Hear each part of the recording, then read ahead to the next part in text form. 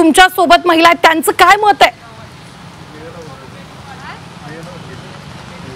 माझ्यासोबत महिला आणि कोल्हापूरकरात आपण त्यांच्याशी बोलूयात। आपण एकूणच पाहतोय की ज्या पद्धतीनं वैष्णवीवर अत्याचार करण्यात आले त्याच्यामुळे आपण पाहतो की प्रत्येकाच्या तळपायाची आग मस्तकाला गेलेली आहे आणि त्याचबरोबर प्रत्येक लेकीची या ठिकाणी काळजी वाटते। मला सांगा की वैष्णवीबाबत जे घडलं, आपण पाहतो की हुंडाबळी जी आहे त्याप्रमाणे त्या ठिकाणी हुंड्याची देखील मागणी त्यांनी केली, पण नंतर मात्र आपण पाहतो की तिचा बळी देखील गेलेला आहे। काय सांगाल, कशा प्रकारचा संताप व्यक्त? महिलांवरती तर हा झालेला मोठा अन्याय आहे, कारण तिच्या हुंडाबळी वगैरे ह्या आता चालू असणाऱ्या या कायद्यानुसार ह्या सगळ्या प्रथा रूढी परंपरा ह्या बंद झालेल्या आहेत आता आपल्या इथं। मग एका महिलेबरोबर हे असं घडतं, हे चुकीचंच आहे ना, हे फार चुकीचं आहे। त्यांना फाशीची शिक्षा झाली पाहिजे। मला सांगा की अशा प्रकारची व्यवस्था जी आहे समाजामध्ये आजही पाहायला मिळते। एकीकडे हुंडा घ्यायचा नाही अशा प्रकारचा कायदा आहे, हुंडा घेतला जातो त्यानंतर सुद्धा लेकीचा छळ केला जातो। कशा प्रकारचा संताप आहे तुम्हाला? एकीकडे आपण स्त्रियांच्या स्वातंत्र्याविषयी गप्पा मारतो आणि दुसरीकडे त्यांच्यावर अन्याय करतो आपण।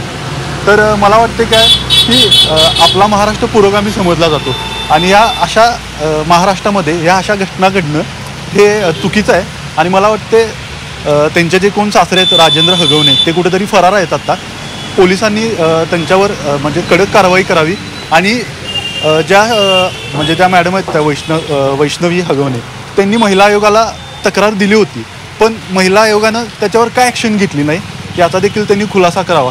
म्हणजे आपल्या इकडे काय होतं की गुन्हा घडून गेल्यानंतर किंवा एखाद्या स्त्रीवर अत्याचार झाल्यानंतर तिचं निधन झाल्यानंतर व्यवस्था जागी होते, पण त्याच आधी ज्यावेळी ती तक्रार करत असते त्यावेळी आपण काय ॲक्शन घेत नाही, हा कुठेतरी माझा सवाल आहे। व्यवस्थेचे वाभड एक प्रकारे निघत आहेत, काय संताप आहे? कारण आपण पाहतो की अशा प्रकारच्या घटना वारंवार होतात, आपण एखादी दुसरी घटना अशा प्रकारचे समोर येते आणि त्याच्यानंतरचा हा संताप व्यक्त केला जातो। खरं तर वैष्णवी हगवणे हे प्रकरण संपूर्ण महाराष्ट्राला हादरून सोडणारं प्रकरण आहे। यानंतर राजेंद्र हगवणे हे स्वतः फरार झालेले आहेत। महाराष्ट्र पुरोगामी महाराष्ट्र समजला जातो, मात्र अशा या महाराष्ट्रामध्ये अशा एका मुलीचा अशा पद्धतीनं क्रूरपणाने तिला मारहाण करून तिचा खून करण्यात येतोय, हे कुठंतरी पुरोगामी महाराष्ट्राला अशोभनीय गोष्ट आहे। आणि अशा किती वैष्णवीची वाट ही व्यवस्था पाहते, या व्यवस्थेने खरं तर आता जागा होणं गरजेचं आहे आणि याचं कुठंतरी राजकारण करत बसण्यापेक्षा, याला पॉलिटिकली अँगल देण्यापेक्षा या पुन्हा अशा वैष्णवी होऊ नयेत